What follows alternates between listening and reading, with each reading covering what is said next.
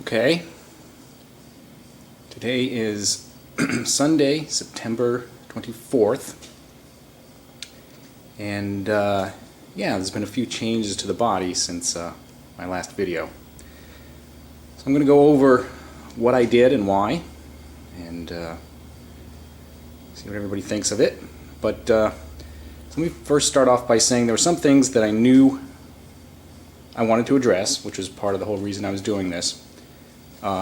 And I'm sure, as others will attest, you get into it and you find the unexpected things that you might as well fix while you're in there. So the first thing is the rear tail pan. So I had known ever since I purchased the car that the rear tail pan must have been rear-ended at some point. And it wasn't awful, but it was about an inch dented in, and you could see it when the bumper was straight. And it was really annoying me to the point where I wanted to replace it. So that was one of the things on my list that I knew I was going to do. So you take that out, and I was thinking, okay, well, I knew the trunk floor looked pretty good. Right? It's one of the reasons I purchased it. But you know, you can't see everything from underneath, and you can't see everything from the inside. And as I got into it and started stripping, this is what I found. So you can't see this part from underneath, obviously, because that's right where the gas tank and the straps are, and there was about an inch of some type of filler just squeezing out of there and through here. So when I get this back for media blasting, we'll see if there's any other surprises, but I've purchased one of the partial trunk pans. Probably just cut a piece out of it. In taking this reinforcement out here, there's a bunch of holes. I don't know if I'll be able to reuse that part or not, how much of it I'm going to patch, but and then of course these reinforcements, which one of them was damaged or just bent slightly, but enough where it needed to be replaced from the minor collision in the back. But so that kind of was the trunk pan area. Then of course, as most people probably figure out, you have these trunk drop downs, and we're partially rusted, not too bad, but they're so cheap you might as well replace them. So I've got those out. This rear panel here, it wasn't too bad, but you know, when you look underneath, you could see some more filler that had been squeezing through. The main reason to replace it was, of course, most of these are rotted here in the window channel, and this one was no exception. So to replace it here, you get a nice clean start. The other big reason is I want to be able to get at a lot of these areas in the media blasting. So if you don't take that panel off, you'll never get here. So the rust isn't too bad for a car of this age, I think, but you know, I like to have the peace of mind knowing that it's perfectly clean, and I'll be able to put some fresh epoxy primer over the bare metal, all of that. And so being able to get into some of these areas kind of drove a lot of my decisions as far as what to do and what not to do. So here's the rear package tray. That big hole, that was me. Still not sure what I'm doing for a stereo system, but that's not too easy. I expected to have to patch that. Okay, next was the roof. So the roof was another thing on my list that I knew I was probably going to replace. There was a huge piece under here of probably some kind of, you know, it looked like epoxy fiberglass filler that had been just pushed up in there, and all kinds of patches along here. And so I knew I was going to do that. The roof itself was the reason I started this whole project, because the top of it had kind of bowed in, and the Bondo on it was cracking, and it just looked awful. So the roof was probably number one on my list. And of course, you know, the front of it, again, was patched along there. So you can see I've, on my spot weld cutters, some of them were perfect, others I kind of cut through a little bit. I'll be going along and patching those. My technique got better as I went along. There's a little bit of a hole here, not too bad. A little bit here I can patch. But you know, the rest of it isn't too bad where the drip rails were. So the frame itself is pretty good, but it's for the quarter panels, right? So the quarter panels weren't in bad shape, but that's because they had had a skin put over them. So I knew the outer wheel wells were in this condition before. You know, I could feel under there, and I could see that they were rusted. So I kind of knew that I was going to do the outer wheel well. So once you take off the rear tail pan and the trunk drop downs and the outer wheel wells, and then you take off the roof, that's everywhere where the quarter panel was pretty much meeting up. So it just makes sense, in my opinion, to go ahead and get rid of it and replace it. So I haven't taken off the inner wheel well because, like most people, I'm going to be doing the mini tub, and I wanted to keep it together, to hold the structure together and be able to get in there again with the media blasting into all the places so that I can get it nice and clean for the inner rocker and outer rocker there, be able to get in there and do that. So I've taken off both the quarter panels. Okay, then comes the floor. So again, what I've known and what I didn't know. So the floor, I've known that the partial floor pans had been replaced. And I knew that from looking underneath. And they had done one of these where it replaced part of the toe area, all right, part of the firewall. And it always kind of bothered me. It was never done right. And so here's what it looked like if you were to look from underneath. Here's the last piece before it goes off to the dump. You can still see the way they were just kind of set in there, and then just a bead of filler was just put in there. It was just awful. And so since they were both replaced, once you take those out, all you've got left is the tunnel. So you kind of might as well do the whole floor.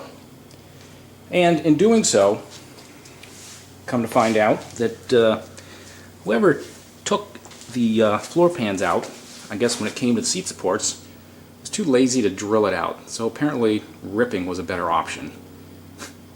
So it's a good thing I did take it out, right? And there's the driver's side, and here's the passenger side over here. Lovely. So there is some normal rust you might expect up here. Some holes. Not too bad, I can fill those in. So I had to cut all this out, the part of the firewall. So I have replacement toe boards. I'm not going to replace the whole firewall. It'll go in here. I have to decide kind of how far up I want to stop. But the good news is that the torque box themselves up in here aren't in too bad a shape. The firewall I've known isn't in too bad a shape. So that's that. Now for the rocker panels.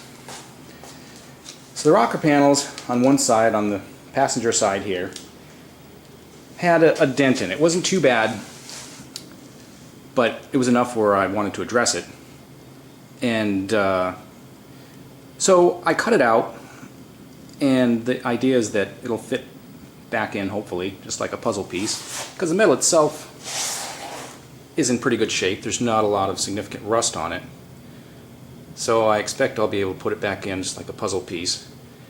But again, this gives me an excellent ability to get in here with the media blasting and clean it all out. Put some nice epoxy primer in here. All of that. The driver's side outer rocker wasn't in too bad a shape, but I could see by looking down it a lovely mouse nest that was in it. And by doing the same thing on the driver's side, I'll be able to really get in there with the media blasting and also do a good job of patching the inner rocker. So the only thing I guess I didn't really need to do was these cowl panels here. I took these off. The main reason is to be able to get in here. So for the age of this car, it's in pretty good shape. It's not a lot of rust down here. It should clean up nicely. And again, I can get in here under the cowl, do a lot of this stuff.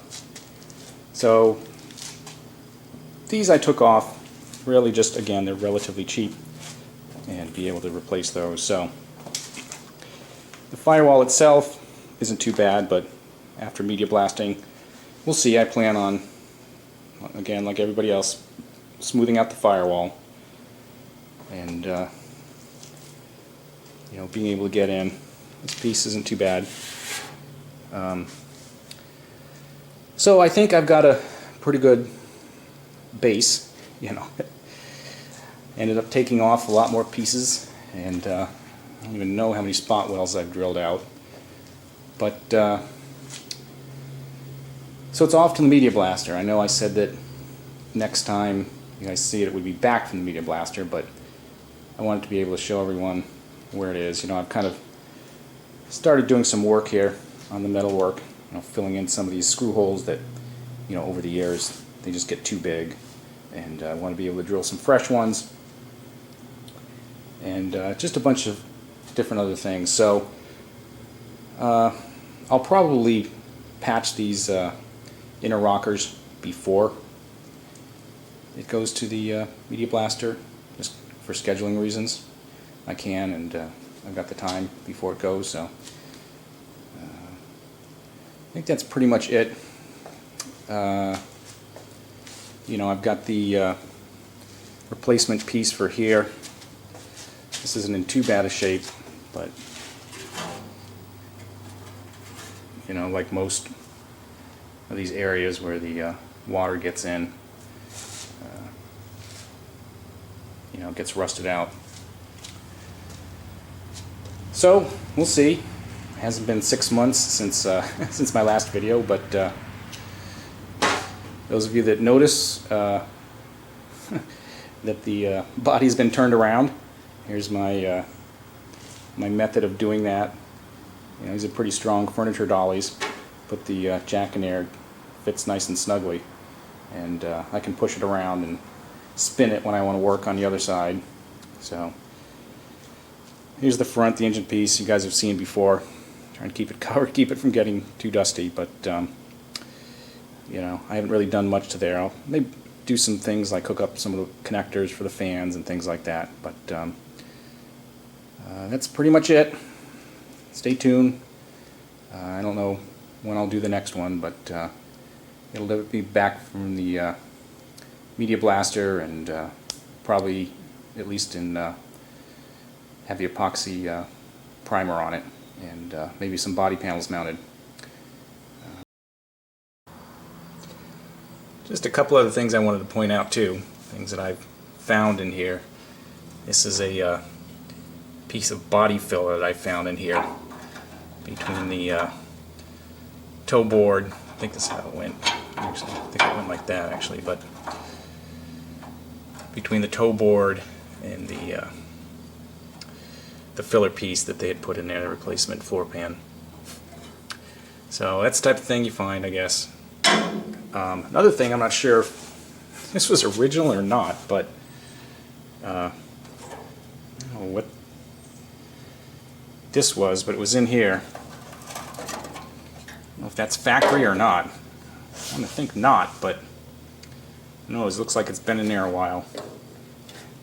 I also found an old roll of electrical tape in one of the rocker panels. Again, I don't know if that's at the factory, probably not, but one thing that I'm not sure of is I've noticed on these wheel wells, there seems to be a lot of this spray-on kind of almost rubberized coating. It was really thick in some areas here. I don't know if this was factory or not, but you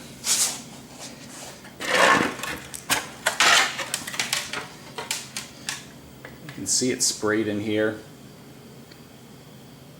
It almost looks maybe like it was something like a dealer installed type of thing that dealers used to try and get you to Simonize it. But you can see it more here on The inner wheel wells, it's just really sprayed up in here.